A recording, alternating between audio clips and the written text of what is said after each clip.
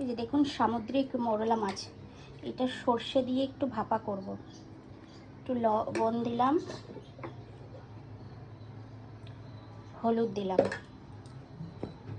আর এদিকে দেখুন সর্ষে বাটা, আর দিয়ে দেবো সর্ষের তেল। এটা সুন্দর করে মাখিয়ে নেব।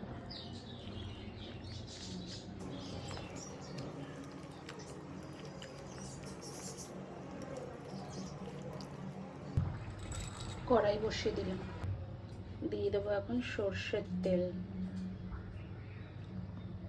ফোড়নে দেবো কালো জিরে,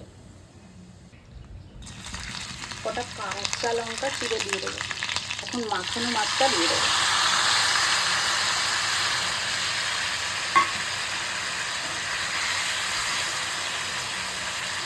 এবার এটাকে আস্তে আস্তে ঢেকে ঢেকে রান্না করব, নাড়াচাড়া দেবো না, ঢেকে ঢেকে রান্না করব। তেল উপরে ভেসে উঠেছে, প্রায় রান্নাটা হয়ে এসছে। এখন দিয়ে দেবো একটু ধনেপাতা,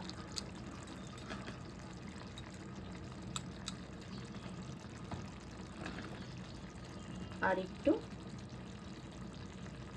কাঁচা সর্ষের তেল।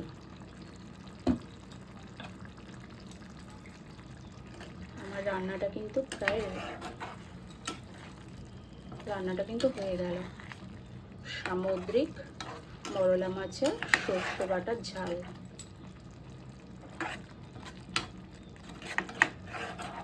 কেমন হয়েছে কমেন্টের মাধ্যমে অবশ্যই জানাবেন।